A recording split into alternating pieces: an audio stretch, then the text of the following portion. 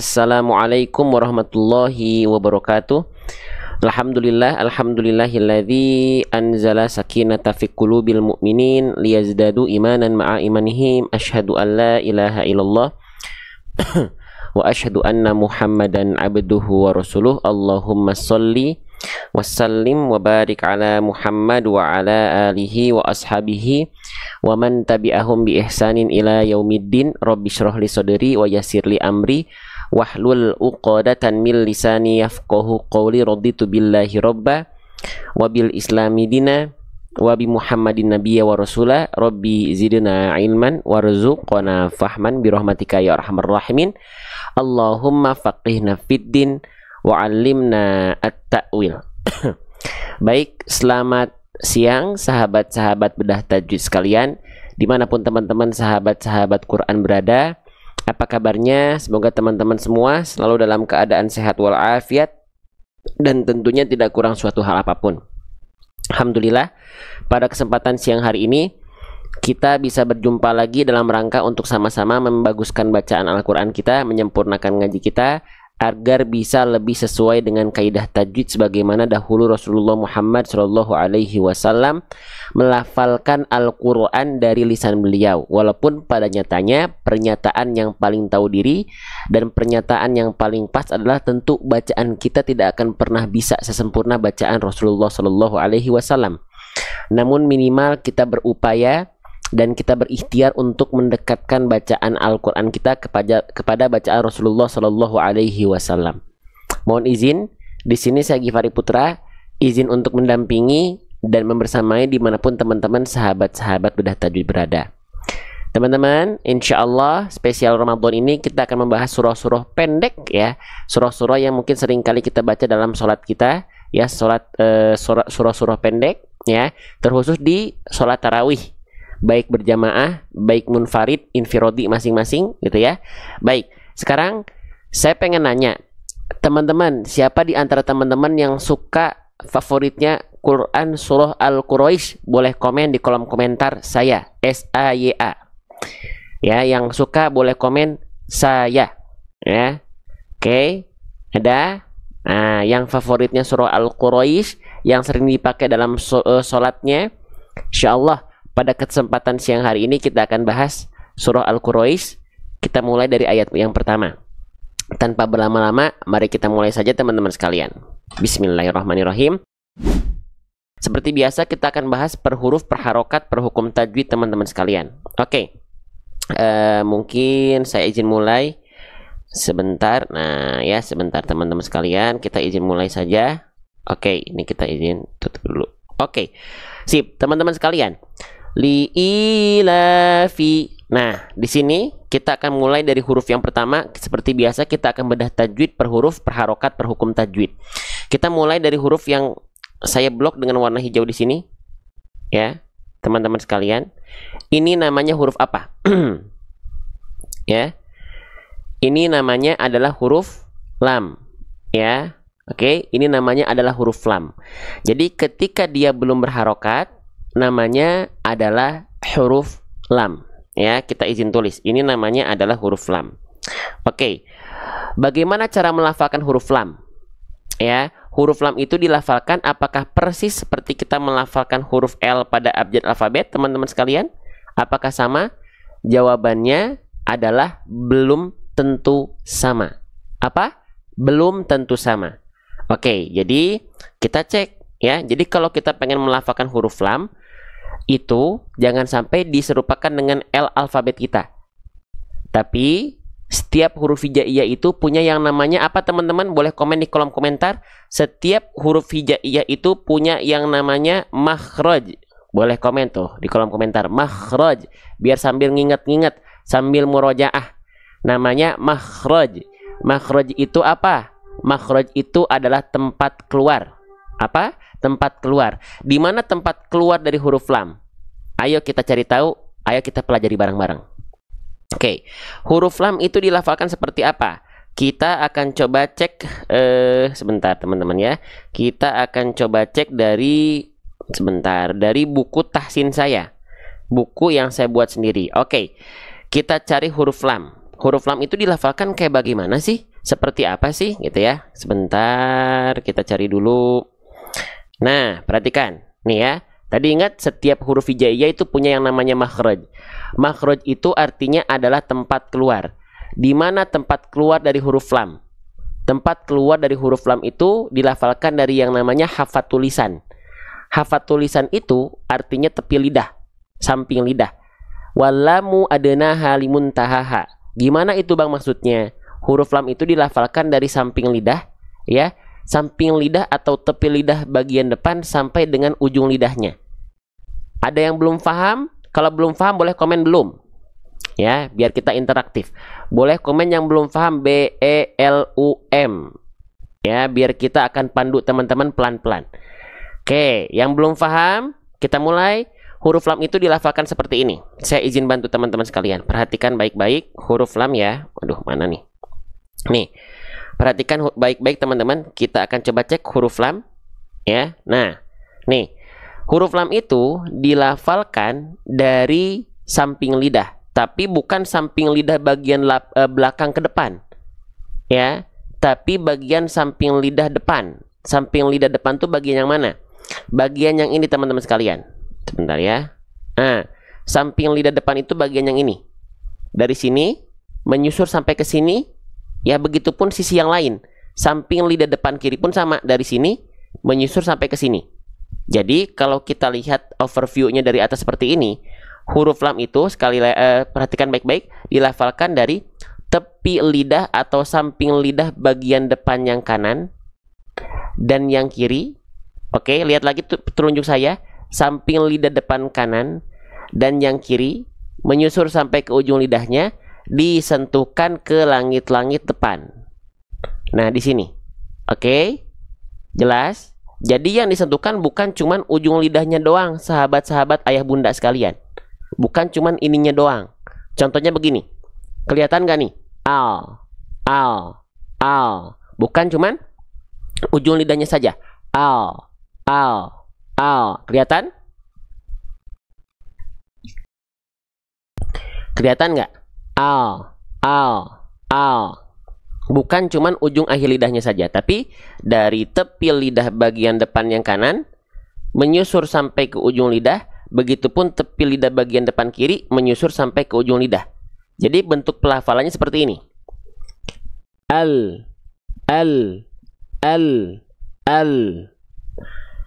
Masih belum kebayang?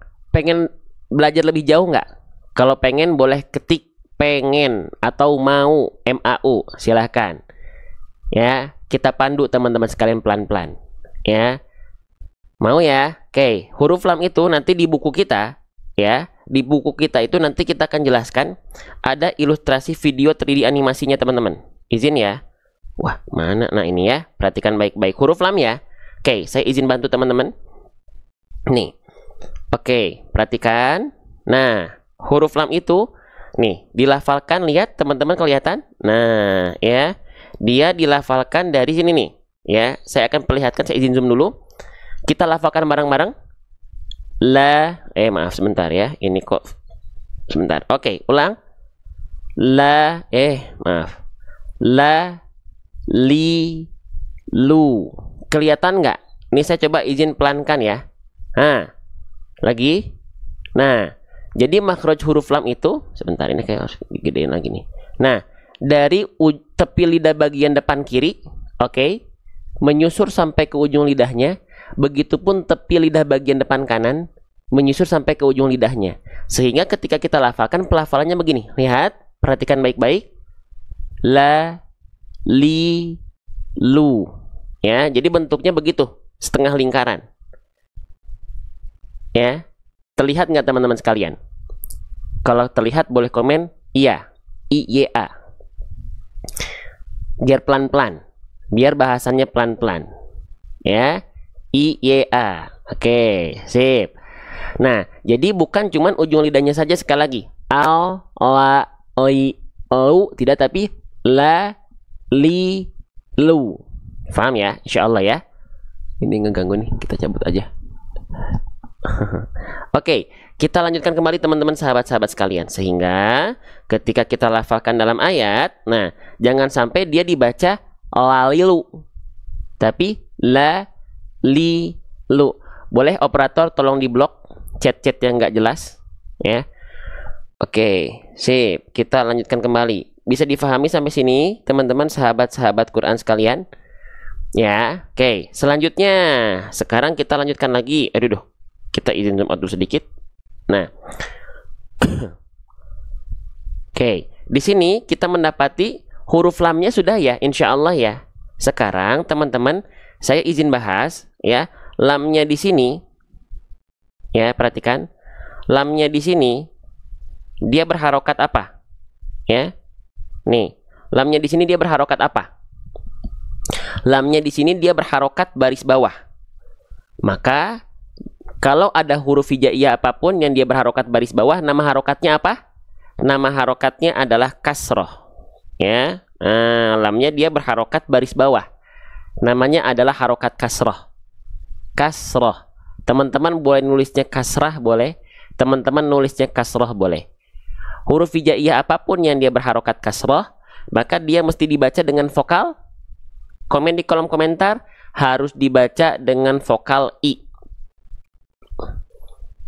Maka huruf lamnya itu nggak kita baca, huruf lamnya itu nggak kita baca la, nggak kita baca lu.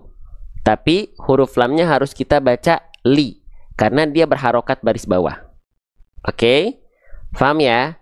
Nah, selanjutnya untuk menyempurnakan harokat kasroh li, bagaimana cara menyempurnakan harokat kasroh? Apakah harokat kasroh itu dibaca hanya dengan vokal I asal saja atau ada aturan mainnya? Oke, siapa di antara teman-teman ya yang menganggap huruf berharokat kasroh itu harus dibaca nyengir? Ya, ada? Kalau ada boleh komen ada. Nah, ada nggak? Kalau ada boleh komen ada. Coba. Sip. Yang menganggap huruf berharokat kasroh itu harus nyengir. I gitu ya. I. Ya. Oke. Nah, ternyata kurang tepat teman-teman sekalian. Jadi, sempurnanya harokat kasroh itu dilafalkan dengan cara wadhun khifadin bin khifadin lil fami yatimu. Sempurnanya harokat kasroh itu dilafalkan dengan cara kita sering sebut dengan, saya izin kebawahin dulu sedikit, dilafalkan dengan cara RRB ATL. Kok warna merah sih? Maaf, kita ganti dulu. Dengan cara RRB ATL. Nah, apa itu RRB ATL? RRB itu artinya adalah rendahkan rahang bawah. Dan ATL itu artinya angkat tengah lidah. Oke, yang belum paham, sip, kita lanjutkan kembali. Yang dimaksud dengan RRB itu seperti apa? RRB itu artinya rendahkan rahang bawah. Jadi perhatikan baik-baik, ketika kita melafalkan harokat kasroh, mulut kita bukan nyengir begini. I, tidak nyengir seperti itu.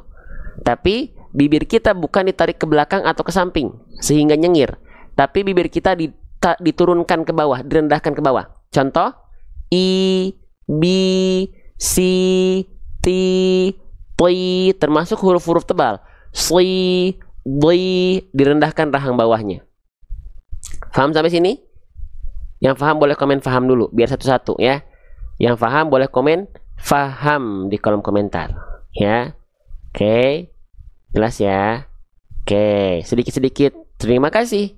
Selanjutnya, bukan cuman kita rendahkan rahang bawah, bibir bawah kita diturunin atau rahang bawah kita diturunin. Tapi yang kedua adalah dia harus ATL. Dia harus ATL. ATL itu apa? ATL itu artinya adalah angkat tengah lidah. Apa teman-teman? Angkat tengah lidah. Yang dimaksud dengan angkat tengah lidah itu seperti apa? Oke, jadi ketika harokat kasroh vokal I dilafalkan, baik pada huruf apapun, tengah lidah kita itu naik begini. Tengah lidah kita itu naik begini. Nah, tengah lidah kita itu naik begini. Dia nggak datar seperti ini, tapi dia naik seperti ini. Sehingga kalau dia jelas atau dia tepat di angkat tengah lidahnya, pasti vokal I itu akan jelas terasa. Li'ila.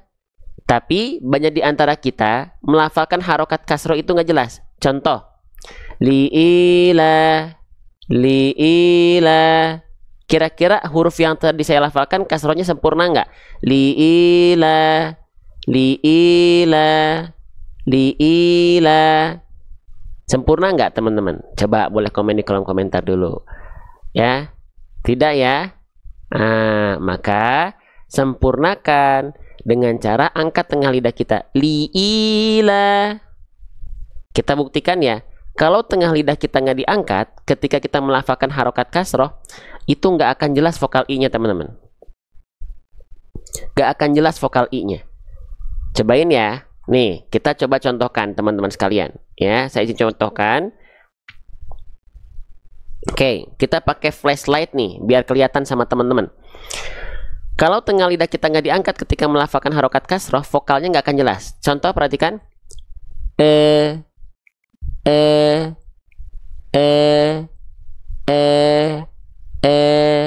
Tapi kalau tengah lidahnya diangkat, i,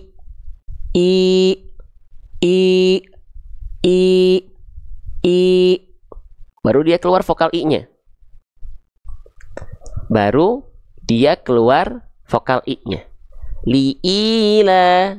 Kalau dia nggak jelas vokal i-nya, liila, tandanya tengah lidahnya nggak naik. Jadi ada dua hal ketika kita melafalkan harokat kasroh untuk kita sempurnakan. Bukan hanya asal semata-mata nyengir saja, bukan, tapi RRBATL. Ya, rendahkan rahang bawah dan angkat tengah lidah. Oke, sip. Lanjutkan lagi ya. Li, jelaskan li, jangan li ya. Selanjutnya, teman-teman sekalian, di sini kita mendapati ada huruf apa ini? Nah, ya, yang saya blok dengan warna hijau. Boleh ramaikan kolom komentar. Huruf apa ini namanya? Nah, ini pasti masih terjadi perbedaan pendapat. Coba dijawab dulu di kolom komentar. Ini huruf apa? Nama aslinya. Ya. Nah, oke. Siapa yang komen? Siapa yang jawab ini alif? Boleh komen saya. Yang jawab ini hamzah boleh komen aku, biar saya tahu, biar kebaca nih ya. Sip. Saya ya, siapa yang menjawab alif boleh komen saya, yang jawab hamzah boleh komen aku. Nah, ini kan tuh beda-beda kan, ada yang saya, ada yang aku kan. Sip. Teman-teman, kalau teman-teman bilang ini hamzah, mohon maaf teman-teman, betul ya. Oke, teman-teman, betul. Ini tuh hamzah. Kenapa hamzah? Karena dia ada harokatnya di bawah. Ya, kalau alif emang kenapa bang? Ini bukan alif. Karena alif itu tidak berharokat. Alif itu tidak berharokat, teman-teman sekalian. Ya, contoh alif yang bagaimana bang? Oke, kita contohkan ya. Nih, contoh alif yang gampang deh ya. Mana nih, ada nggak di sini ya? Contoh alif ya. Ini bukan alif lagi. Nih, contoh alif tuh begini teman-teman. Perhatikan. Nih, huruf yang saya kasih blok warna kuning ya, ini namanya adalah alif. Ya. Ini namanya adalah alif. Alif itu dia bukan hanya semata-mata dia itu tidak berharokat di atas ataupun di bawahnya. Lalu dia tidak bersukun juga. Dia polos begini, itu namanya alif, tapi belum selesai. Alif itu selain dia polos seperti ini, dia selalu didahului oleh huruf berharokat fathah. Kenapa? Karena fungsi alif itu untuk memperpanjang huruf apapun yang dia berharokat fathah sebelum alif. Ya, ngerti sampai sini? Paham sampai sini? Boleh komen ngerti di kolom komentar, pelan-pelan. Ya. Oke, sip. Jadi ini namanya alif nih, karena dia nggak berharokat. Kalau hamzah, nih contohnya kalau hamzah tuh dia ada harokatnya. Kalau alif itu nggak punya harokat. Jadi selama ini teman-teman sekalian, yang kita baca a i u itu namanya hamzah, bukan alif teman-teman sekalian, bukan alif. Ya, alif itu fungsinya untuk memperpanjang durasi baca. Nah, contohnya di surah apa namanya nih? Al-Quraisy. Li'ila, i-nya itu adalah hamzah, bukan alif. Siap? Kita lanjutkan lagi ya. Nah, seperti itu. Kita lanjutkan kembali. Nah, sekarang kalau ada huruf kasroh di i berjumpa dengan ya sukun di sini. Nah, berjumpa dengan ya sukun di sini teman-teman sekalian. Ya, maka dia mesti dibaca dengan kadar panjang. Nih, kasrohnya ketemu sama huruf ya sukun. Maka dia mesti dibaca dengan kadar panjang 2 harokat. Sepakat atau tidak? Kalau ada kasroh ketemu ya sukun, dibacanya harus 2 harokat. Sepakat atau tidak? Ya, sepakat. Oke, kita lanjutkan kembali. Kita tulis ya, dia dibaca dengan kadar panjang 2 harokat. Nama hukum tajwidnya apa? Nah, nama hukum tajwidnya apa? Boleh komen di kolom komentar. Kira-kira di sini oke 2 harokat, tapi nama hukum tajwidnya apa? Coba ya, coba saya tunggu jawaban teman-teman. Kira-kira nama hukum tajwidnya apa? Nama hukum tajwidnya adalah mad.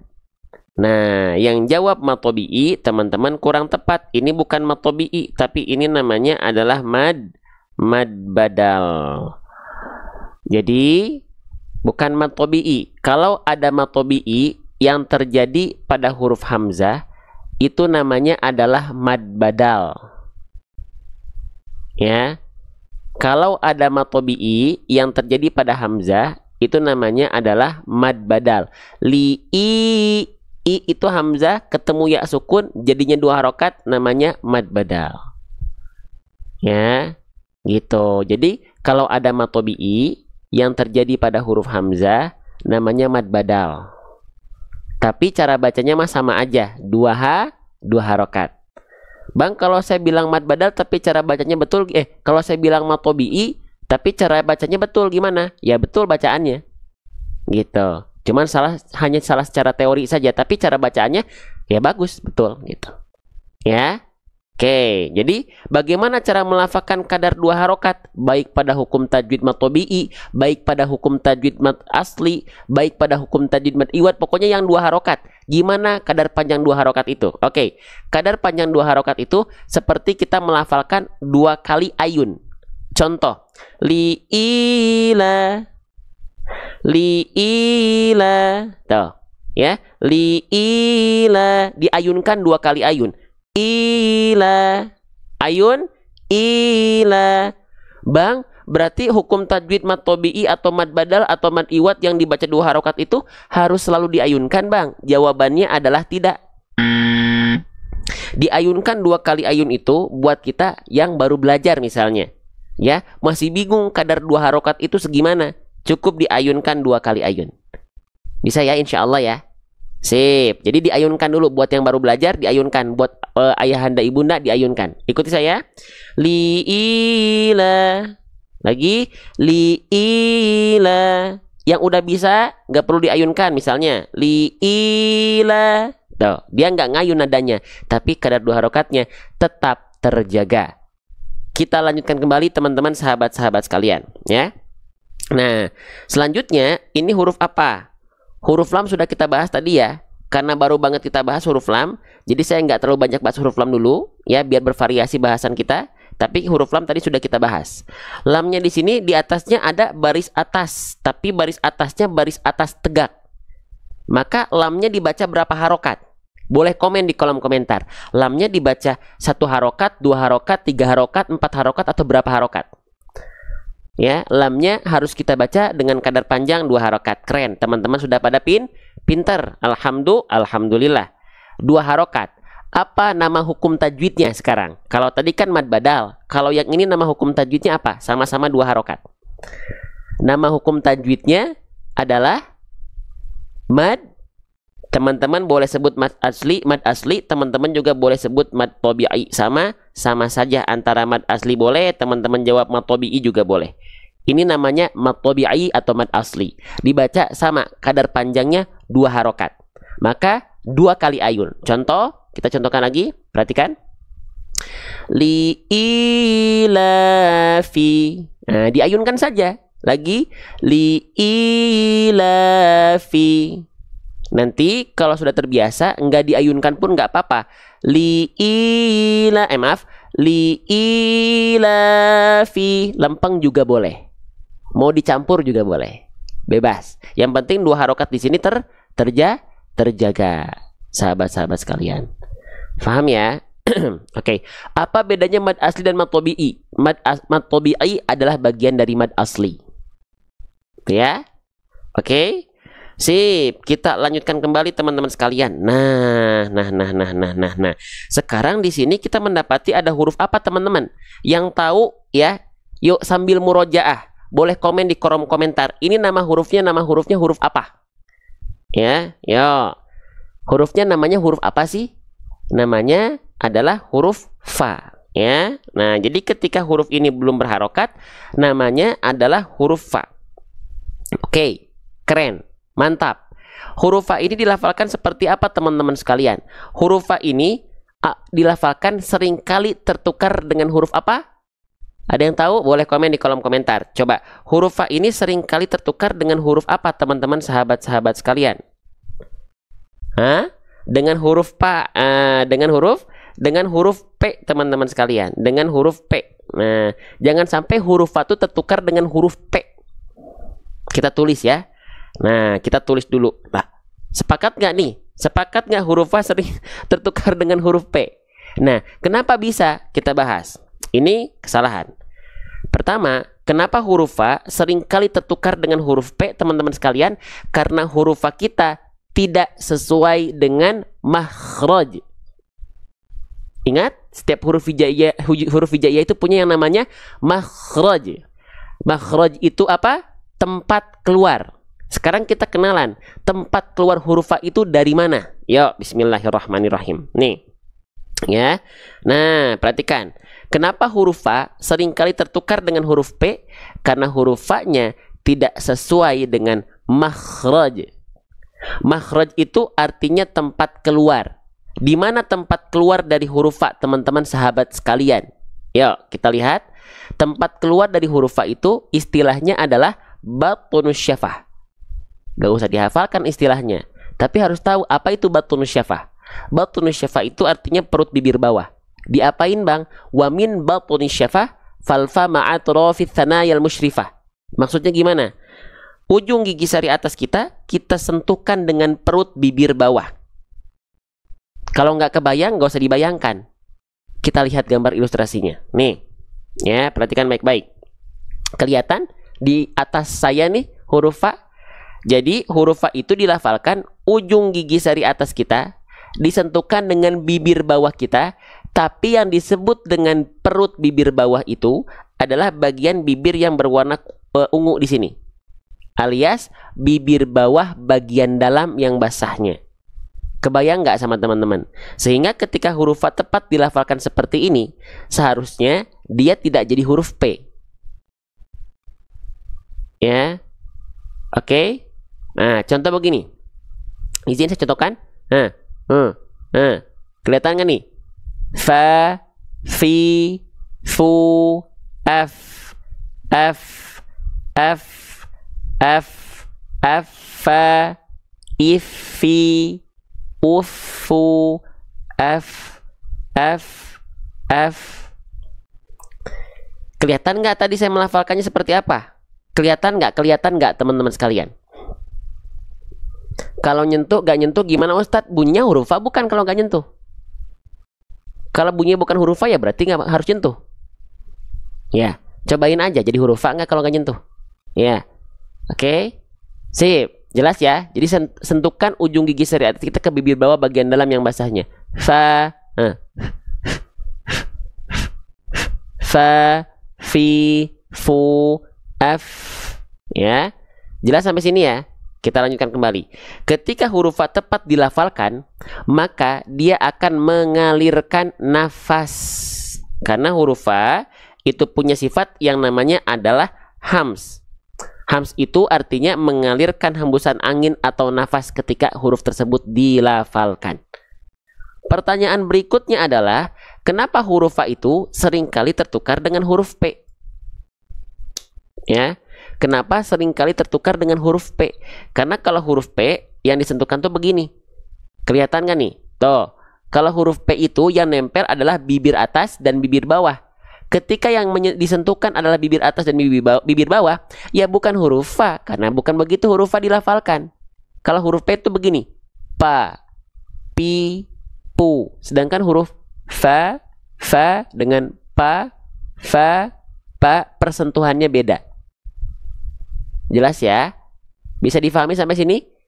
Yang sudah paham, yang sudah jelas, boleh komen jelas di kolom komentar. Ayo.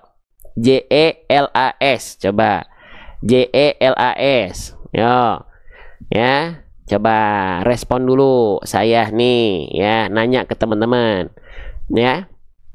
Oke, lanjut lagi teman-teman sekalian ya. Nah, jadi huruf P itu yang nempel bibir atas dan bibir bawah, sedangkan huruf Fa ujung gigi seri atas disentuhkan dengan bibir bawah bagian dalam yang basahnya ya. Jelas sampai sini insya Allah ya. Lanjut jangan nih teman-teman, semangat nggak nih siang hari ini, kayak agak loyo nih, semangat. Yuk kita lanjutkan kembali ya. Salah, maaf kesini ya. Nah, jadi huruf Fa itu ketika tepat dilafalkan pasti dia akan mengalirkan nafas, nafas, nafas. Lanjut lagi, huruf Fa di sini dia berharokat apa? Sama nih, lihat huruf Fa-nya di sini dia berharokat baris bawah, seret. Gitu. Maka ketika kita mendapati ada huruf hijaiyah yang dia berharokat baris bawah, ingat apa tadi nama harokatnya? Apa nama harokatnya? Sok, semakin teman-teman aktif di kolom komentar, insya Allah itu sebagai bagian dari memurojaah hafalan teman-teman, memurojaah penguat apa pemahaman teman-teman. Ya, kasroh. Kasroh itu harus dibaca dengan vokal apa? Harus dibaca dengan vokal I, teman-teman sekalian.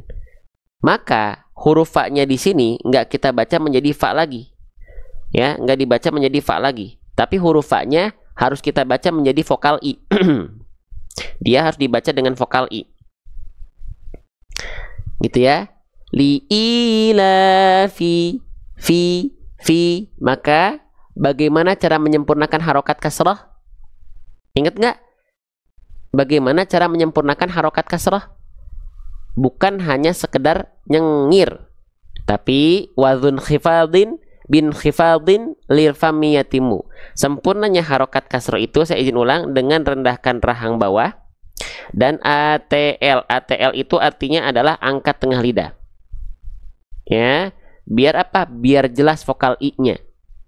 Fi. Jadi bibir bawah kita bukan ditarik ke samping. Fi, tidak, tapi ditarik diturunkan ke bawah. Fi. Lalu ketika melafalkan vokal I, angkat tengah lidah kita mengarah ke langit-langit. Fi. Biar jelas vokal I-nya. Jelas sampai sini ya? Oke. Pokoknya nanti setiap saya bertanya, teman-teman aktif di kolom komentar. Karena saya pengen teman-teman juga dengan teman-teman komen, itu bagian dari teman-teman murojaah hafalan atau ingatan atau pemahaman teman-teman sekalian. Jelas ya? Oke, sip. Kita lanjutkan kembali. Nah, lanjut lagi. Li'ilafi.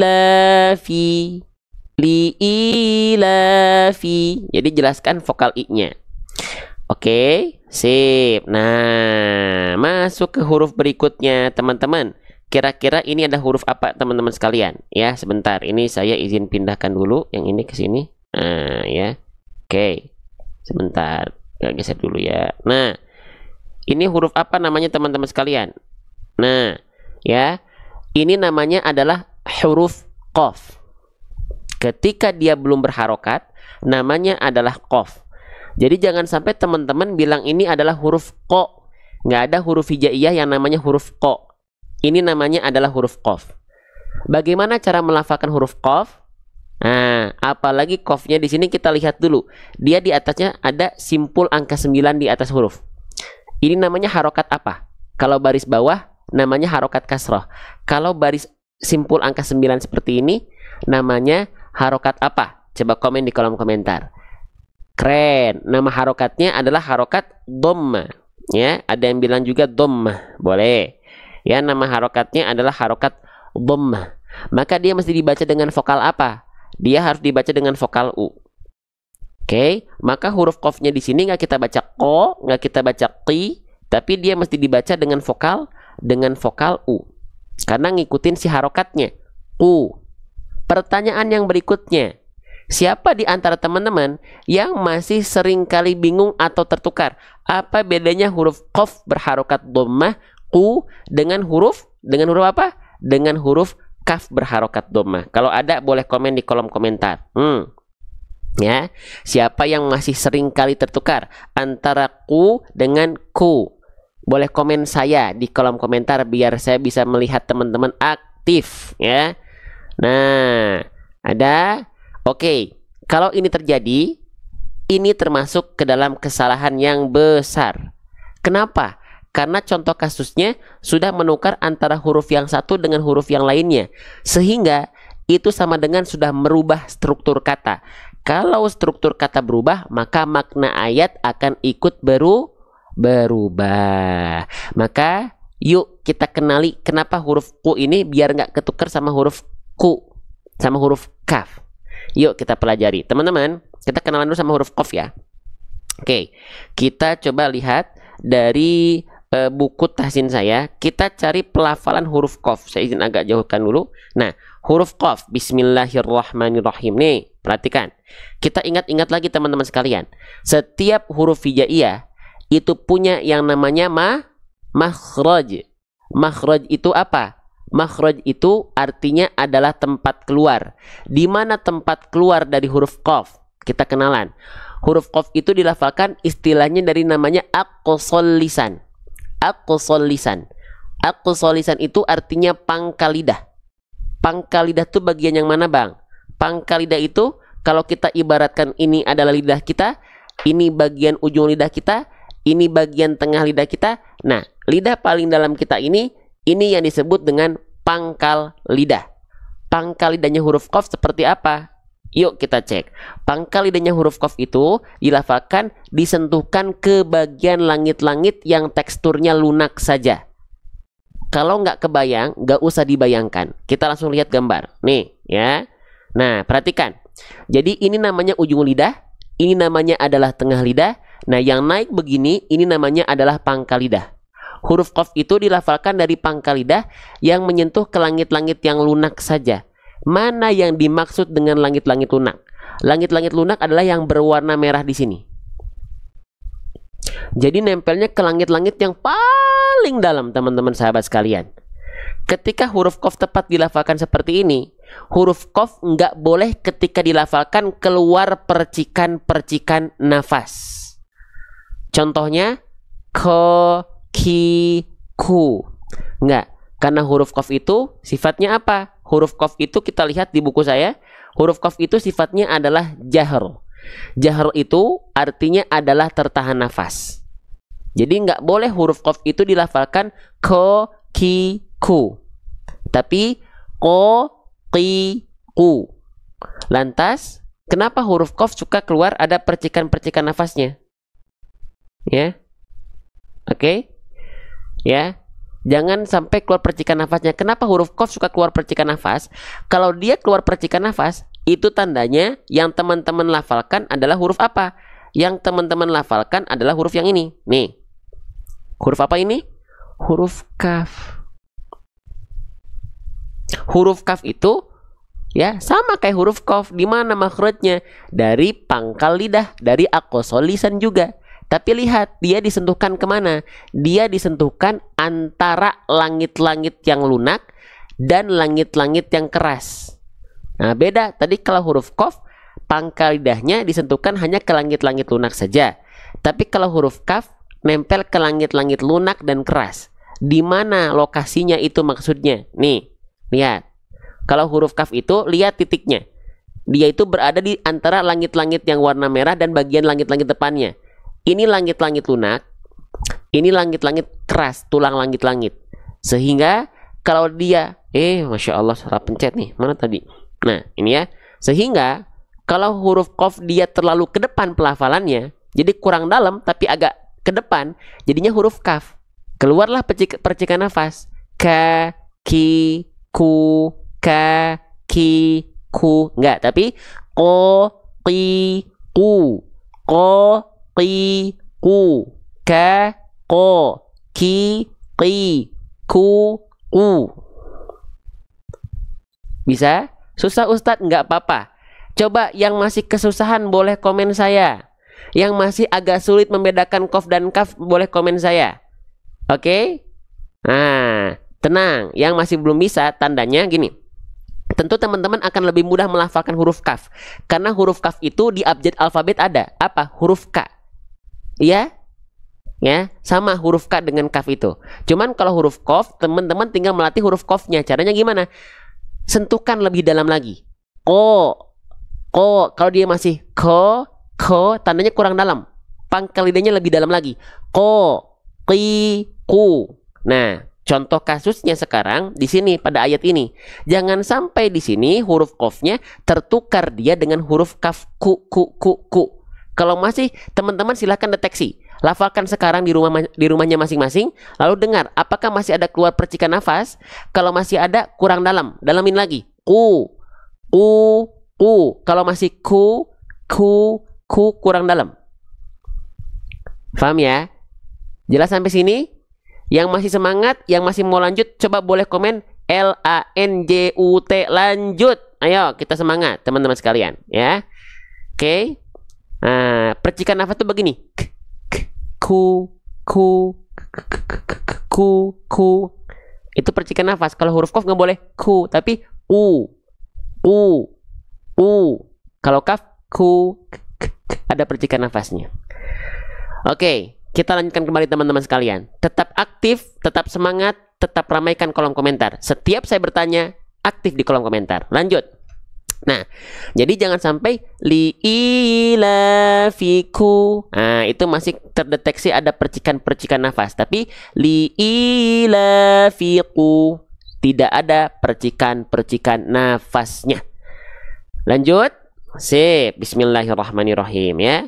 Oke, kita lanjutkan kembali teman-teman sekalian. Nah, huruf yang berikutnya ya, ramaikan kolom komentar. Apa nama huruf yang saya blok dengan warna hijau ini? Kira-kira apa nama huruf yang saya blok dengan warna hijau di sini? Ada yang tahu? Masya Allah, yang udah komen di kolom komentar, terima kasih. Yang sudah aktif, terima kasih. Barakallahu fikum. Ini namanya adalah huruf ro. Ketika dia belum berharokat pun memang nama aslinya sudah disebut dengan huruf ro. Oke, kita izin tulis. Ya. Bagaimana cara melafalkan huruf ro ini teman-teman sahabat-sahabat Quran sekalian? Kita bahas. Huruf ro itu dilafalkan ya, makhrajnya dari mana? Kita ingatkan lagi, setiap huruf hijaiyah itu punya yang namanya makhraj. Makhraj itu apa bang? Makhraj itu adalah tempat keluar suara atau tempat keluar huruf.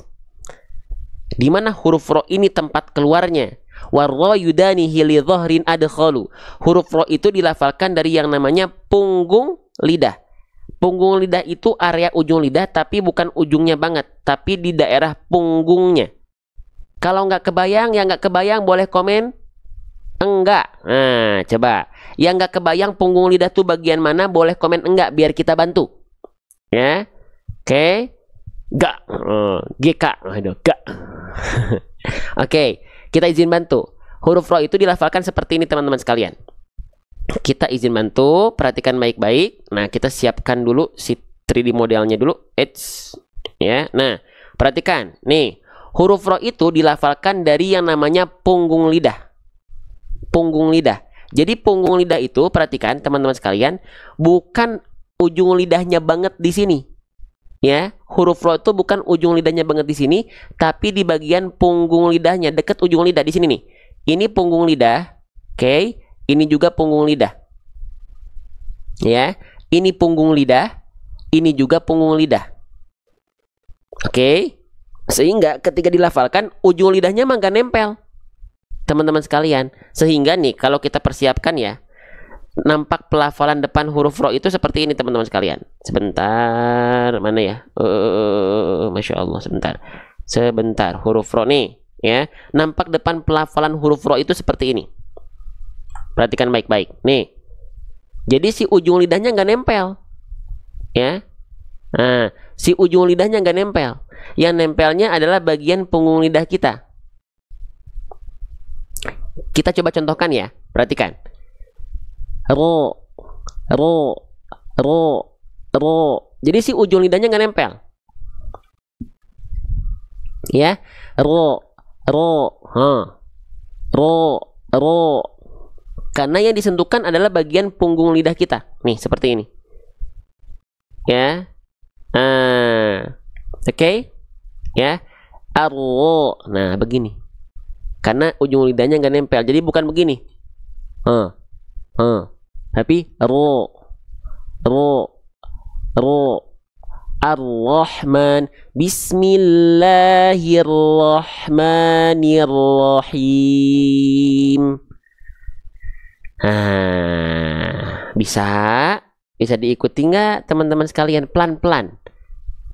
Kok kayak cadel. Nah, nanti makanya orang-orang cadel melafalkan huruf ro sebenarnya nggak susah. Ya, ini bukti ada yang bilang kok kayak yang cadel. Nanti kita bahas. Mau dilanjut atau tidak? Boleh komen. Yang mau lanjut coba komen lanjut. Ya, sengaja saya sekarang begini biar apa? Biar teman-teman aktif. Ya, biar teman-teman interaktif. Ya, lanjut. Yuk kita lanjutkan kembali teman-teman sekalian. Nah, jadi huruf ro itu dilafalkan, dia bukan ujung lidahnya banget, tapi di bagian punggung lidah. Kalau masih belum bisa, nggak apa-apa. Dilafalkan sesuai dulu dengan kemampuan teman-teman sekalian. Oke, lanjut lagi. Kesalahan yang sering kali terjadi ketika kita melafalkan huruf ro adalah, perhatikan baik-baik, jangan sampai getaran yang dihasilkan huruf ro itu getaran yang terlampau berlebih-lebihan, teman-teman sekalian. Getaran yang terlampau berlebih-lebihan. Ya. Lagi haid boleh belajar tajwid, boleh. Mangga. Ya.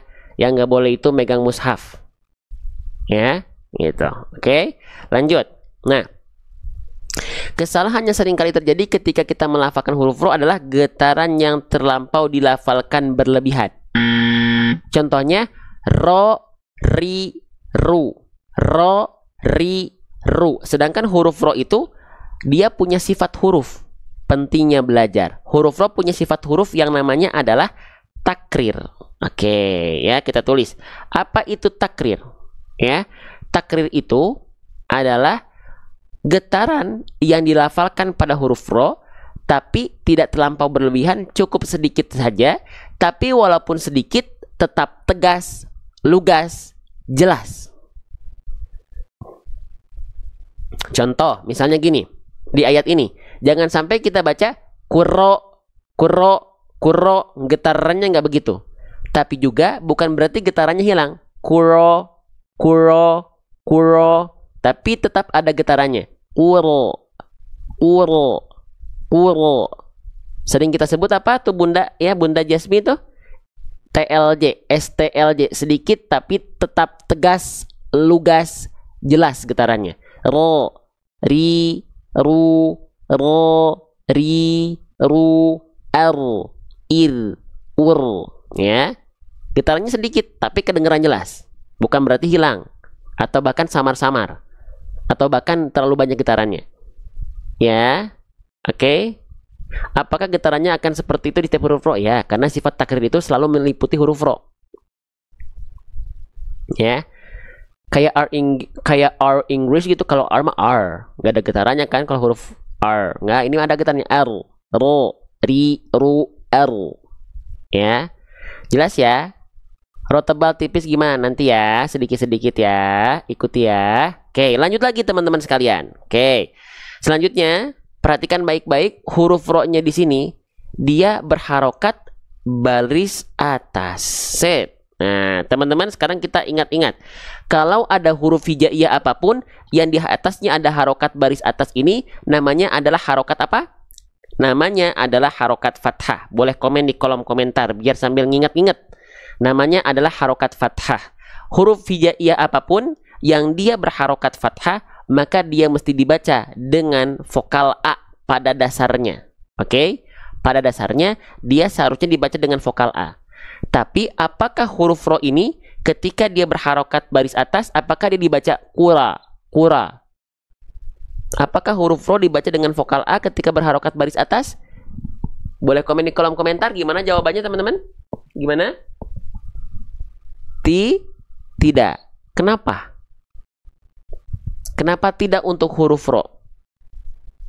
Karena gini ya, kita bahas keadaan basic huruf ro ya. Perhatikan baik-baik. Gini teman-teman, kita bahas dulu huruf ro. Apabila teman-teman mendapati ada huruf ro yang dia berharokat baris atas atau dhammah, maka dia harus dibaca dengan keadaan yang tebal atau mufakhamah. Kalau teman-teman mendapati ada huruf ro yang dia berharokat baris bawah atau kasroh, maka huruf ro harus dibaca dengan keadaan yang tipis atau tarqiqo. Ya, ini keadaan dasar dari huruf ro. Dasarnya huruf ro itu adalah huruf yang tipis. Tapi ketika ro-nya dalam kondisi berharokat fathah ataupun dhammah, maka ada pembahasan khusus. Ada kaidah khusus. Ro-nya harus dibaca dengan keadaan yang tebal. Jelas? Paham sampai sini? Itu ya. Nah, cukup kita bahas yang ini dulu. Karena nggak semua orang dia sudah belajar jauh. Jadi kita bahas dari ayat yang kita baca. Sampai sini dulu paham atau tidak? Jelas atau tidak? Oke, sip. Nah, sekarang berarti kita lihat di sini. Kenapa huruf ro di sini ketika dia berharokat fathah, dia nggak dibaca dengan vokal A? Karena huruf ro-nya di sini dia harus dibaca dengan keadaan yang apa? Dia harus dibaca dengan keadaan yang tebal, teman-teman sekalian, sahabatku sekalian yang saya cintai semua. Ya. Oke. Nah, ketika huruf-huruf yang keadaan fathahnya dibaca dengan keadaan tebal, maka dia tidak akan terdengar seperti vokal A lagi. Tapi dia akan terdengar condong seperti ya, bukan betul-betul vokal O, tapi seperti vokal O. Paham ya? Oh, berarti Bang, kalau misalnya fathah itu keluar dengan vokal A, berarti dia termasuk ke dalam huruf yang tipis ya? Betul. Ya. Betul. Oke, sekarang pertanyaannya adalah kenapa huruf tebal itu ketika dia berharokat fathah gak dibaca dengan vokal A? Kenapa dia dibaca jadi vokal O? Kenapa nggak disamain aja? Biar nggak pusing-pusing, biar nggak bingung-bingung. Oke, perhatikan baik-baik. Huruf-huruf yang dia mesti dibaca dengan keadaan tebal, dia punya sifat yang namanya isti'la. Ya, oke, isti'la. Nih, mulai hilang suara saya. Ya, isti'la. Oke, apa itu isti'la? Isti'la itu artinya adalah PLN. Apalagi Bang itu PLN? PLN itu artinya adalah pangkal lidah naik.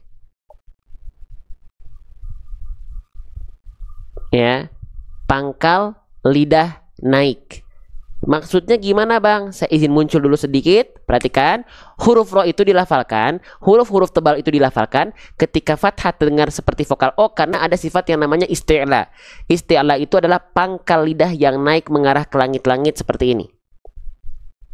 Oke. Kalau huruf tipis kebalikannya, pangkal lidahnya datar begini. Oke, paham dulu sampai sini? Boleh komen di kolom komentar. 2.700 orang memandang. Paham? Kalau huruf tebal pangkal lidahnya naik, kalau huruf tipis pangkal lidahnya turun. Tebal, tipis. Tebal, tipis. Oke, sip. Ya, kita lanjutkan lagi sedikit-sedikit.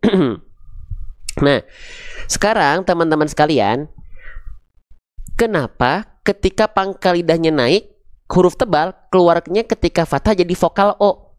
Seperti vokal O, kenapa? Ya, gini. Huruf tebal ketika berharokat fathah keluar seperti vokal O, kenapa? Karena ketika vokal A-nya mau keluar, kehalangin sama pangkal lidah. Sehingga karena kehalangin sama pangkal lidah, bunyi vokal A-nya kehalangin sama pangkal lidah, ketika keluar jadi vokal seperti O. Karena kehalangin jalurnya. O, ro, so, bo, po, vo, ho, ro. Ya. Oke. Nah, kalau huruf tipis, kenapa dia tetap keluar vokal A-nya murni? Karena nggak ada jalur yang menghalangi vokal A ketika keluar. Ya. Oke. Paham? Jelas? Jelas ya sama teman-teman sampai sini ya? Oke. Sip. Seperti itu huruf ro dilafalkan. Ya. Sip. Ya. Oke.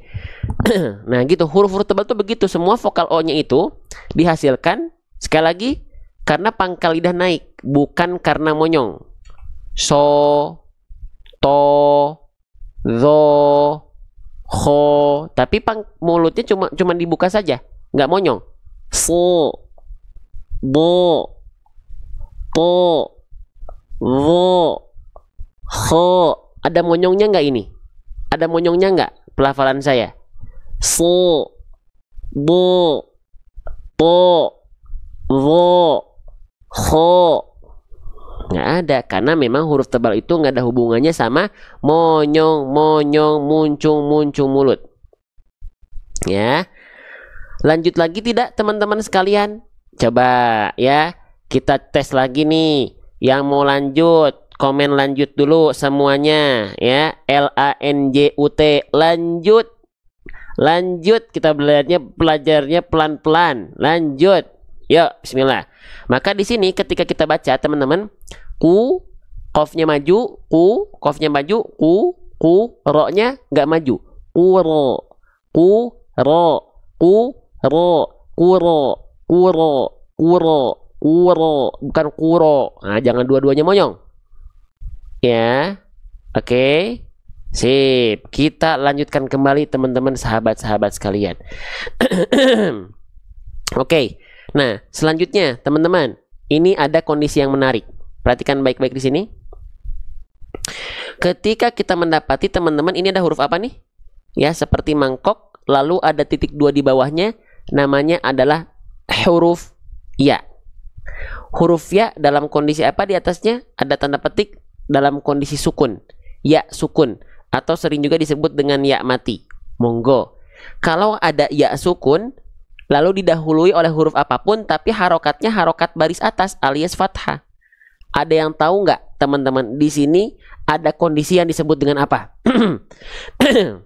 Ada kondisi yang disebut dengan apa? Ya.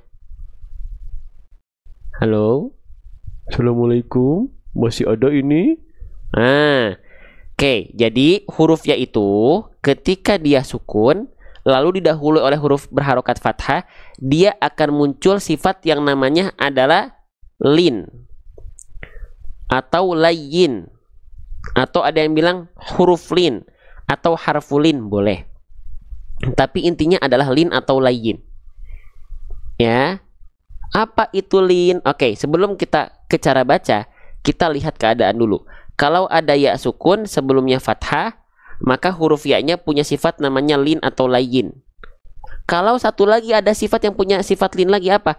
Ketika ada wawu sukun, ya, wawu sukun didahului oleh huruf apapun berharokat fathah. Ini pun huruf wawunya punya sifat lin kalau diikuti fathah. Ya, sekarang kita baru bahas. Ini keadaannya. Jadi kalau ada ya sukun sebelumnya fathah atau ya sukun sebelumnya fathah, si wawu dan si ya-nya itu punya sifat namanya lin. Oke, nah sekarang baru kita bahas lin itu apa? Ya, lin itu apa? Lin atau layyin itu apa? Oke, kita bahas. Lin itu artinya adalah lunak. Layyin, salah. Lin artinya adalah lembut. Layyin artinya adalah lunak. Nah, ya. Maka cara bacanya lunak atau lembut. Contohnya gimana? Jangan dibaca gini. Li ila fi Quraisy, tapi Quraisy, lembutkan. Li ila fi Quraisy. Jadi bukan li ila fi Quraisy, tapi Quraisy. Ya, gitu. Ini dasarnya lin, teman-teman. Belum jadi madlin, belum. Ya, belum jadi madlin. Madlin itu nanti. Ya, ini dasarnya nama sifatnya lin. Kalau begini saja ini nama sifatnya lin, bukan madlin. Li ila fi Quraisyin. Nah, itu namanya lin. Dibaca lembut. Ya sukunnya sebelumnya fathah lembut. Ya sukunnya. Bang, bukankah ini namanya adalah madlin? Misalnya gitu ya, teman-teman bilang, bukankah ini namanya adalah madlin? Bukan, ini bukan madlin. Belum jadi madlin dia. Nanti kita bahas ya. Oke, sampai sini dulu teman-teman, pahami dulu ini bukan madlin tapi ini adalah lin saja atau layyin. Kalau madlinnya bagaimana? Nanti kita bahas. Ini saya izin sembunyikan dulu ya. Oke, ini saya izin sebentar. Ini saya izin sembunyikan dulu teman-teman sekalian. Masya Allah sebentar. Ya. Nah, ini saya izin sembunyikan dulu. Sebentar. Nah. Oke, saya sembunyikan dulu. Masya Allah sebentar, ini kita tarik terus. Masya Allah sebentar ya.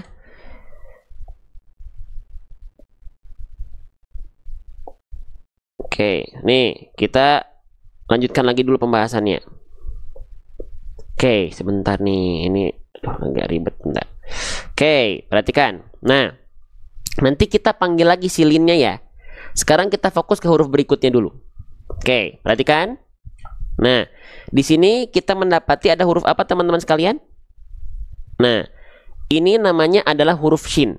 Ketika huruf ini belum berharokat, namanya adalah huruf shin. Oke, kita tulis nama aslinya ya. Jadi jangan bilang ini huruf sya, nggak ada huruf hijaiyah yang namanya huruf sya. Bagaimana cara melafalkan huruf shin? Kesalahan yang sering kali terjadi ketika kita melafalkan huruf shin adalah apa? Jangan sampai bibirnya centil. Ya, nah, ini yang sering saya sampaikan. Ya, oke, jangan sampai bibirnya centil ketika melafalkan huruf shin. Contohnya gimana? Contohnya begini. Syashi syubash a'udzu billahi minasyash. Kenapa? Karena huruf shin nggak ada hubungannya sama bibir makhrajnya. Di mana makhraj huruf shin? Ayo kita cari tahu. Perhatikan. Ya, perhatikan makhraj huruf shin itu dilafalkan dari mana teman-teman sekalian? Ya, nih. Kita cari makhraj huruf shin. Bismillahirrahmanirrahim. Sebentar. Nih, ya, perhatikan baik-baik. Kelihatan? Makhraj artinya apa? Makhraj artinya tempat keluar. Di mana tempat keluar dari huruf shin? Huruf shin itu dilafalkan dari yang namanya wastul lisan. Wastul lisan itu apa? Wastul lisan itu artinya tengah lidah. Tengah lidahnya diapain untuk huruf shin? Yang diarahkan ke langit-langit di atasnya dan tersebar udara dari mulut. Nama sifatnya tafashi. Oke, kita lihat dari segi makhraj dulu nih. Jadi hurufnya itu tengah lidahnya diarahkan ke langit-langit tapi nggak sampai nempel. Kenapa? Karena ketika dia tidak nempel, dia akan dialirkan oleh sifat nafas yang namanya tafashi. Nih, ya tuh, sifat-sifat huruf shin, dia punya sifat namanya tafashi. Apa itu tafashi? Menyebar udara dari mulut dengan deras. Sya. Mulut saya mulut kita nggak perlu centil. Nggak. Syashi syubash. Bukan sya, shi, shu, bash. Tidak perlu. Oke. Jelas ya teman-teman sekalian ya. Itu namanya huruf shin. Ya, jadi nggak ada hubungannya dengan bibir centil tadi. Sya, shi, tidak. Tapi sya, shi, shu, bash. A'udzu billahi minasyaitonir rajim. Lanjutkan lagi teman-teman sekalian. Ya, maka ketika kita praktekkan dalam ayat, jangan sampai teman-teman baca Quraisyin, shin, shin, gitu, ya. Oke, lanjutkan lagi. Huruf shinnya udah tahu dilafalkan seperti apa. Lalu kita lihat huruf shinnya di bawahnya ada baris bawah 2 nih. Kalau ada huruf hijaiyah apapun yang di bawahnya ada baris bawah 2 seperti ini namanya adalah harokat kasrohtain, ya. Oke, kita sering tulis kasrotain. Kalau baris bawahnya 1 namanya kasroh, dibaca dengan vokal i. Tapi kalau 2 jadinya kasrotain dia, dibaca jadi vokal konsonan in.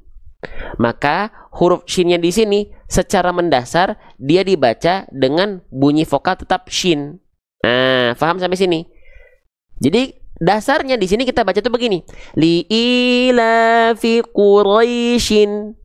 Li'ilafi Quraisyin. Beres. Itu dasarnya dulu. Sampai sini teman-teman paham atau tidak? Sampai sini teman-teman paham dulu atau tidak? Sebelum kita lanjutkan kembali teman-teman sahabat-sahabat Quran sekalian.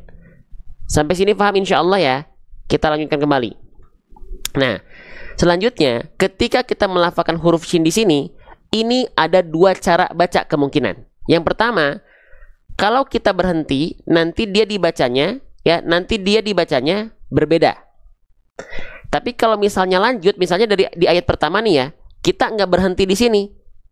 Karena kita mengambil pendapat yang ini nih, ini ada lam alif bang. Kalau ada lam alif itu artinya adalah wakof mamnu'. Kita tulis ya. Namanya adalah wakof mamnu'. Apa itu bang maksudnya wakof mamnu'? Wakof mamnu' itu artinya kita dilarang berhenti di sini. Di tanda yang ada lam alifnya.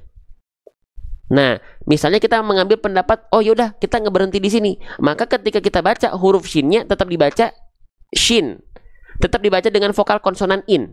Li ila fi quraishin ila fihim. Tetap dibaca seperti itu.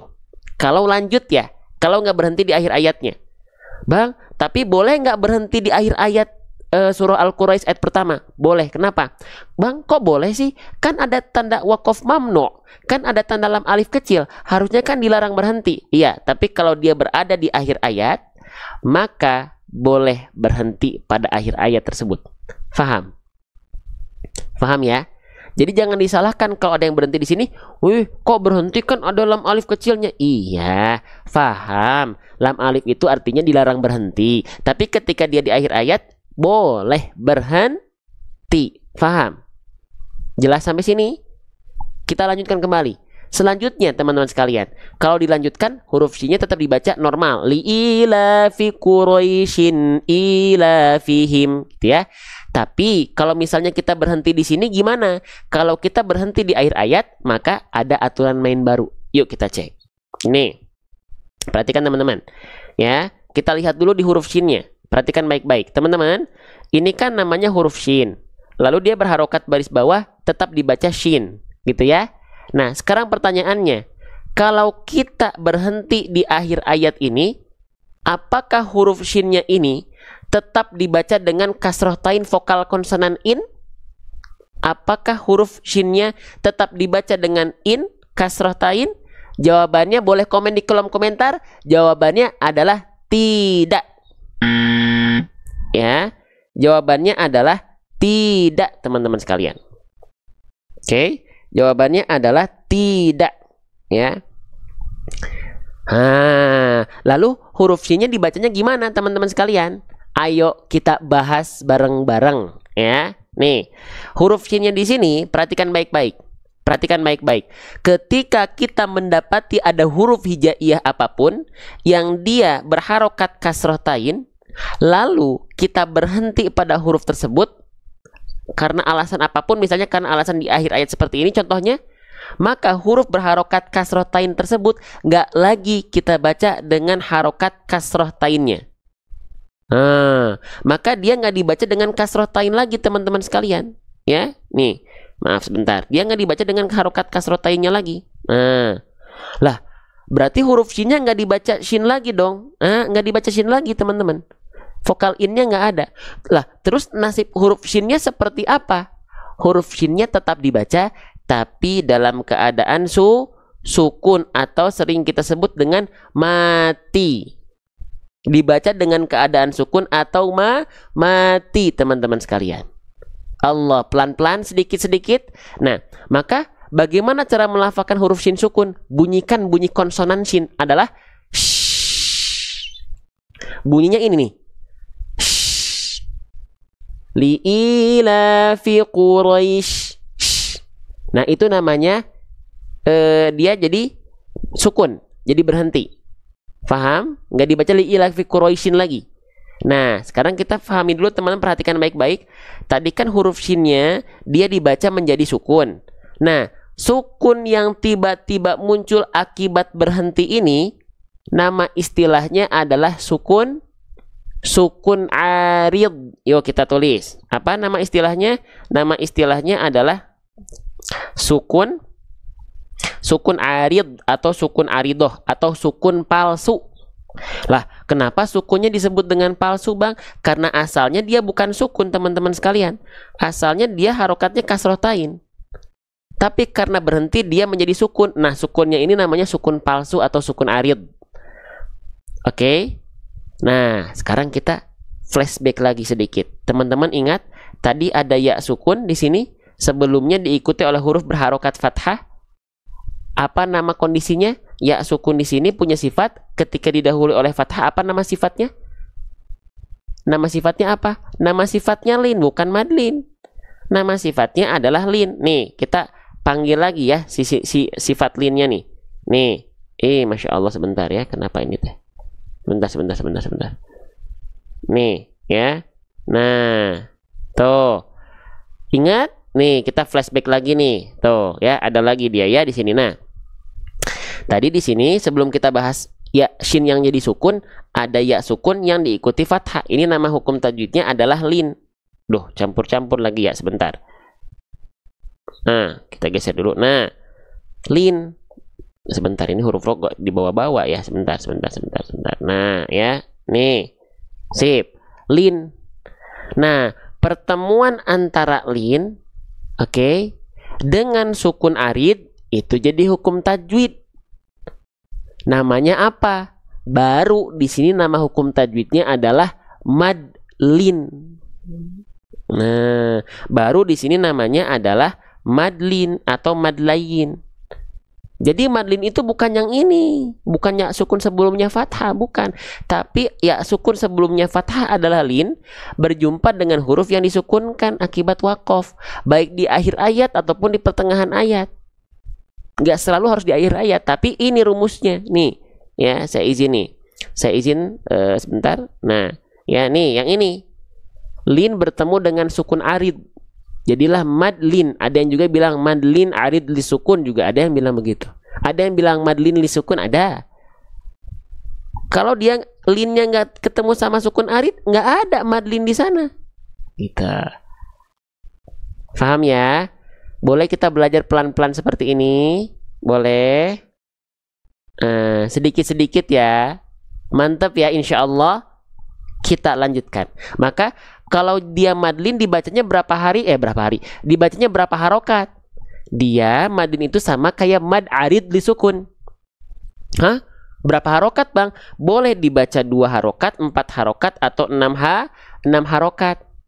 Mana yang lebih afdol? Nggak ada yang lebih afdol. Pilih saja salah satu. Boleh 2 harokat? Boleh. Boleh 4 harokat? Mangga. Boleh 6 harokat? Boleh.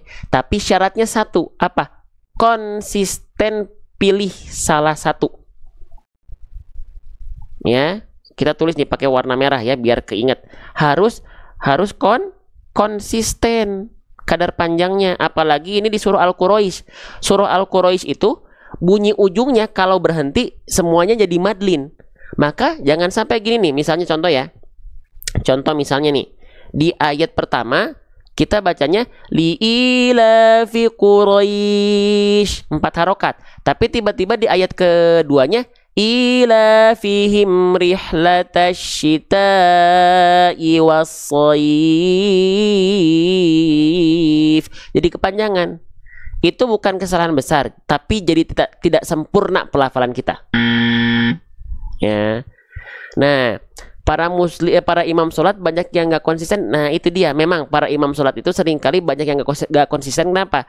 Bisa jadi karena dia fokus juga dengan nada. Akhirnya dia nggak fokus konsistensinya ketika melafalkan mad, khususnya mad yang di ujung ayat. Gitu. Makanya penting seorang sekelas imam aja, ya imam masjid, imam para ulama kita itu pasti punya gurunya lagi untuk bertalaki. Ya, maka teman-teman yang di sini yang belajar bukan cuma teman-teman. Saya juga terus bermulazamah kok. Ya, saya juga sama belajar juga, terus bertalaki juga. Ya, jadi teman-teman jangan anggap saya ini nggak belajar, saya juga terus belajar.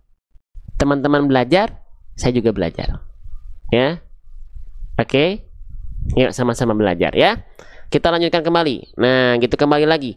Maka, ya. Halo, masih semangat ini? Yang masih semangat boleh komen semangat. Saya lupa, saya ngecek nih. Udah pada share belum ini teh? Teman-teman udah pada nge-share live ini? Udah belum?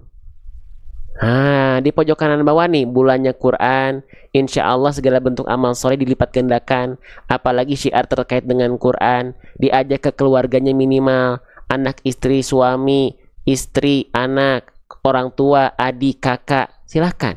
Jangan sampai teman-teman belajar sendiri padahal ada keluarga yang teman-teman bisa ajak. Minimal keluarga. Minimal keluarga. Ya, lanjut lagi teman-teman sekalian. Ya, nah maka di sini kita pilih yang 4 harokat saja, biar nggak terlalu panjang tapi nggak terlalu pendek.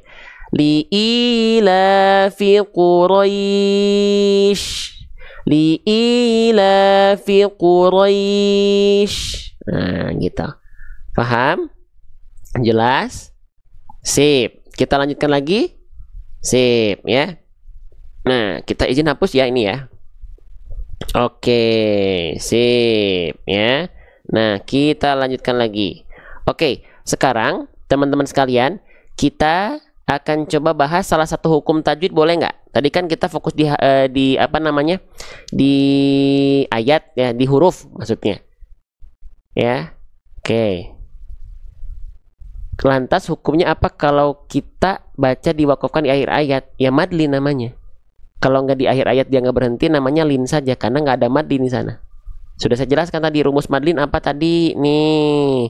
Sok dicek dulu gerak sama teman-teman nih. Saya udah tulis. Ya, lin itu kalau ketemu sama sukun arid. Kalau linnya nggak ketemu sama sukun arid, nggak ada madlin di sana. Ya, udah saya jelaskan tadi ya. Oke, kita lanjutkan kembali ke ayat 2-nya. Nggak, kita sekarang bakal belajar hukum tajwid. Oke, mungkin kita akan coba belajar salah satu hukum tajwid. Masih mau dilanjutkan nggak? Ya, huruf madlin ada berapa? Huruf lin, nggak ada huruf madlin, huruf lin mungkin ya. Huruf lin itu cuman ada 2, yaitu huruf ya sukun yang didahului fathah dan waw sukun yang didahului fathah. Itu lin. Jadi huruf lin cuman 2, ya, yaitu ya sukun sebelumnya fathah dan waw sukun yang didahului oleh fathah, teman-teman sekalian. Paham ya? Oke, kita lanjutkan satu lagi teman-teman. Oke, kita belajar sedikit terkait dengan hukum tajwid ini, boleh? Maaf salah. Nah, ini ya, perhatikan baik-baik. Teman-teman, sahabat-sahabat Quran sekalian, sebentar ya. Oke. Nah, ya, kita akan coba bahas ya teman-teman, ya. Di sini ada huruf berwarna pink, lalu di atasnya ada kode hukum tajwid. Kira-kira teman-teman ada yang tahu ini hukum tajwid apa? Boleh komen dulu di kolom komentar, coba. Apa kira-kira nama hukum tajwidnya? Nah, keren, ini udah pada tahu karena di sini dikasih tanda soalnya di atasnya. Oke, kita bahas saja singkat ya. Perhatikan. Teman-teman, ini namanya adalah huruf apa? Ya, ini namanya adalah huruf nun. Saya izin tulis. Nun itu bentuknya seperti mangkok, lalu ada titik 1 di atasnya. Nah, ini namanya adalah huruf nun. Bagaimana cara melafalkan huruf nun? Huruf nun itu dilafalkan persis sebagaimana kita melafalkan huruf N pada abjad alfabet. Nanas, santai, bintang, sama persis. Oke. Nah, lalu huruf nunnya di sini dia berharokat baris atas. Oke. Maka huruf hijaiyah apapun yang dia berharokat baris atas itu dibaca dengan vokal A. Maka nunnya dibaca na. Kalau vokal A berarti jangan lupa ditipiskan pelafalannya. Na, bukan no, tapi na, a, ba, ta, sa. Jadi buka mulutnya agak senyum sedikit. Sering kita sebut dengan BMSS. Na. Nah, sekarang teman-teman lihat di sini. Ya, huruf nunnya di atasnya ada tanda apa nih? Nah, ya, perhatikan baik-baik. Huruf nunnya di atasnya terdapat tanda apa nih? Nih, kayak gambar burung terbalik. Ini namanya tanda apa? Ini namanya adalah tanda tasydid. Ya, ada yang bilang sabdu, ada yang bilang syiddah, ada yang bilang syaddah, monggo. Tapi ini kita sebut di room live kita, di room ngaji kita namanya adalah tanda tasydid. Bagaimana cara melafalkan huruf nun yang bertasydid? Huruf nun yang bertasydid punya hukum tajwid apa? Nah, dijelaskan di atasnya. Nih, ini hukum tajwidnya sebelah kanan. GH itu artinya apa? Gunnah. Ya, GH itu artinya adalah gunnah. Gunnah itu apa? Gunnah itu ada di sampingnya. Nih cara bacanya. Gunnah itu artinya de. De itu apa? Dengung. Nah, sekarang dengung itu apa? Maksudnya apa? Dengung itu adalah suara-suara yang dia masuk ke dalam rongga hidung atau pangkal hidung, sehingga mengakibatkan suara yang karakternya sengau. Oke? Karakternya sengau. Nah, Bang, bagaimana cara kita memastikan apakah nun bertasydid di sini betul dengung, betul sengau? Caranya, oke, perhatikan. Caranya begini. Teman-teman lihat nun bertasydid. Kita lafalkan bunyi konsonan nun itu apa? Bunyi konsonan nun adalah bunyi an. Oke. Berarti kita coba lafalkan bunyi an di sini. Lalu kita tahan bunyi an-nya. An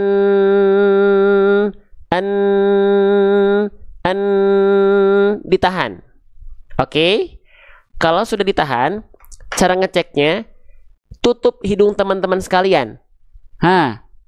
Ketika menahan bunyi an, teman-teman tutup hidungnya. Kalau suaranya tidak berubah, maka dia bukan gunnah atau bukan dengung. Kalau ketika ditutup suaranya berubah, maka dia gunnah. Tapi ketika ditutup suaranya hilang, maka dia gunnah dengan tingkatan paling sempurna. Oke? Ya. Jelas teman-teman sekalian? Faham teman-teman sekalian? Ya? Nah, jelas teman-teman? Sip. Maka kita praktekkan, kita buktikan. Ya. Sip. Nih perhatikan. Inna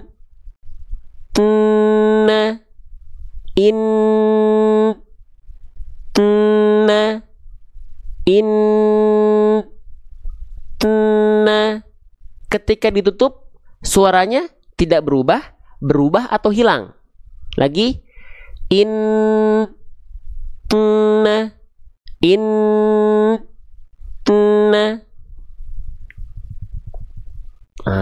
suaranya hilang ya.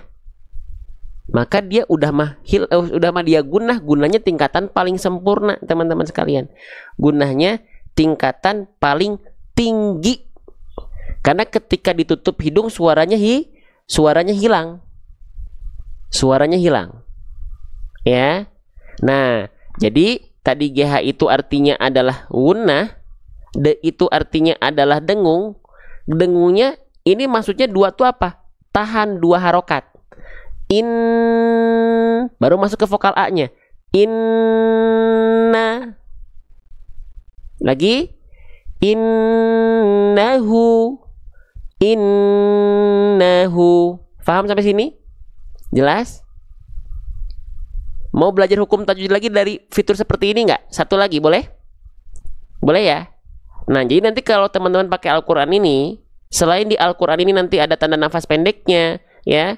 Nah, jadi itu nanti ada hukum tajwidnya. Kalau misalnya dia 2D GH gini, artinya dia dengungkan, gunnah namanya dua harokat tahan dengungnya.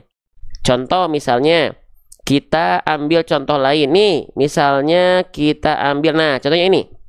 Nih, sama nih. 2D GH. Ada mim bertasydid. Warnanya sama, warna magenta atau pink. Maka di mim bertasydid juga dia punya hukum tajwid namanya gunnah. Sama kayak huruf nun. Cara bacanya gimana tadi? Dengungkan dua harokat. Contoh, hamma. Kita buktikan betul nggak mim itu masuk hidung? Betul nggak dia dengung? Hamma.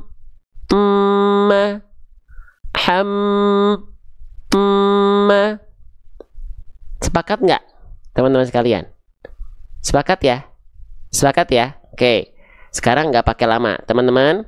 Saya minta teman-teman perhatikan, ya. Oke. Sekarang saya izin teman-teman lihat ada ayat di sini, ya. Yadkhuluna kelihatan, ya. Ada huruf dal sukun di sini. Kira-kira ada yang tahu nggak huruf dal sukun di sini apa nama sifatnya? Ketika dal dalam kondisi sukun, dia punya sifat. Nama sifatnya apa? Qalqalah. Betul. Langsung ada di atasnya tuh. Qal artinya qalqalah. Yakin qalqalah qol? Coba cek di kartu panduannya, cek. Qalqalah. Artinya apa? PTL, pantulkan. Berarti dia nggak perlu ditahan, nggak perlu dipanjangkan. Qalqalah, pantulkan, 0 harokat. Nah, sekarang kita coba tebak-tebakan. Sekarang kita coba kuis, siap? Ya, mana yang tepat? Ingat, ini sudah dikasih tanda. Oh, dia qol, berarti pantul, PTL. Ya, oke, siap ya? Nah, saya akan kasih 2 jawaban. Ada jawaban berwarna merah, ada jawaban berwarna biru. Teman-teman pilih kira-kira mana yang tepat sesuai dengan arahan dari fitur tajwidnya. Qalqalah, pantul. Jawaban berwarna merah, ya. Yadkhuluna, yadkhuluna. Oke. Yang warna biru, yadkhuluna. Oke, buat teman-teman yang pengen jawab warna merah, nanti di atas kolom komentar sini ada polling. Yang pengen jawab warna merah, klik gambar muka orang tertawa. Yang pengen jawab yang warna biru, klik gambar muka orang menangis. Siap? Yang merah, yadkhuluna. Yang biru, yadkhuluna. Kira-kira mana yang tepat? Kita mulai dari sekarang. Silakan nih, di sini nih. Nah, pollingnya silakan diisi. Ya, mana kira-kira yang lebih tepat? Ya, Masya Allah. Kira-kira mana yang lebih oke? Nah, yang mana nih?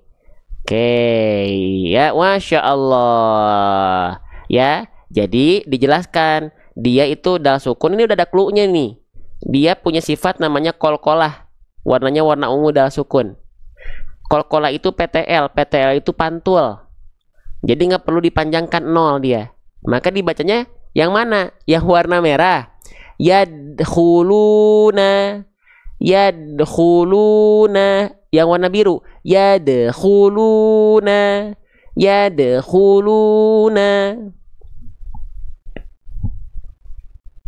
Yang warna 5, 4, 3, 2, 1. Sip. Jawaban yang tepat adalah jawaban yang berwarna biru. Masya Allah. Ya, sip. Kenapa yang warna merah salah? Yang warna merah tadi kenapa salah? Karena dia nggak call PTL, dia nggak qalqalah pantul. Yang warna merah tuh yadkhuluna, enggak, tapi yadkhuluna. Paham ya? Sampai sini ya. Tapi saya izin mengingatkan sedikit teman-teman, ya. Pastikan ketika teman-teman melafalkan qalqalah, kalau nemuin ada tanda warna ungu seperti ini di Al-Quran yang teman-teman punya, kalau ada yang samaan, jangan sampai pantulannya tertahan ya. Jangan sampai gini, yadkhuluna, tapi biarkan pantulannya lempar saja. Yadkhuluna. Contoh misalnya kita ambil dari contoh yang lain, misalnya, nah di sini nih dapat call PTL lagi nih, qalqalah pantul. Maka jangan sampai dibaca gini, wa ma kasab, ya, wa ma kasab, tapi kita baca wa ma kasab,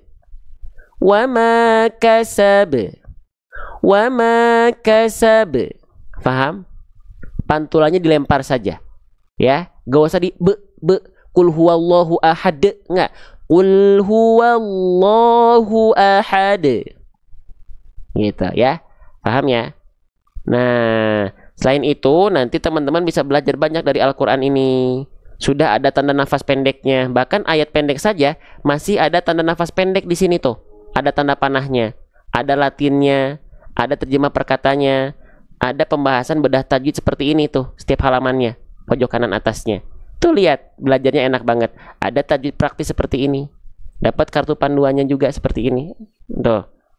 Tuh. Nah, ya. Oke. Banyak contohnya di sini, teman-teman tinggal pelajari tuh. Ya, ada 5 pan MJ dan yang lain-lain. Ya. Oke. Sip, ini udah pas 1,5 jam nih teman-teman. Ya. Kira-kira teman-teman senang belajar seperti ini karena nanti di Al-Qur'an ini ada pembahasan huruf juga tuh. Sifat huruf ro, ya. Nih, buku Al-Qur'an aslinya seperti ini. Yang saya pegang. Jadi, tadi kan kita belajar huruf, belajar hukum tajwid. Yang nafasnya pendek semuanya ada di sini. Nih, ya. Lihat, perhatikan baik-baik. Nih, perhatikan ya. Ada 1510 praktek tajwid ya di pojok kanan atas seperti ini. Ya, tuh. Setiap halamannya tuh. Tuh. Sebelah kirinya ada pembahasan huruf-huruf yang tadi kita bahas. Tuh. Tapi dalam Al-Qur'an ada tanda nafas pendeknya. Tuh. Tanda panah ini buat yang nafasnya pendek-pendek bisa berhenti di sini. Kalau di sini teman-teman nggak kuat, boleh berhenti di sini. Ya, di sini yang warna strip-strip ini. Nah, kalau di tanda panah ini teman-teman nggak perlu ngulang, tapi kalau di sini teman-teman ngulang satu strip gitu ya. Jadi enak bacanya. Ya. Terjemahnya udah terjemah per kata, per tema, per ayat, ya. Lalu dapat murotal Al-Qur'an setiap halamannya. Ada berapa murotal Al-Qur'an ini setiap halaman? Ada 604 video. 604 video, bayangkan. Lalu dapat free 5 Quran digital. Ya. Ya, lalu dapat kamus Arabnya. Ada yang mau Al-Qur'an ini? Ada yang mau? Yang besar ada, tapi dia pembahasannya nggak ada huruf. Dia pembahasan hurufnya diganti sama hadis pilihan, sisanya sama. Ada yang mau? Untuk ukurannya sedang dulu nih. Kalau ukuran sedang lebih terjangkau dan kita kasih bonus potongan harga 50%. Karena kenapa? Karena kita lagi Ramadan ekstra seru. Mau? Mau? Tar dulu, baca dulu ayatnya, belum selesai kita, ya. Baca dulu ya ayat 1 surah Al-Quraisy-nya ya, boleh ya? Sip, kita baca dulu bareng-bareng, belum selesai ya. Siap. Ya, kita baca 3 kali pengulangan. Sip. Li ila fi Quraisy. Li ila fi Quraisy. Li ila fi Quraisy. Sadaqallahul azim.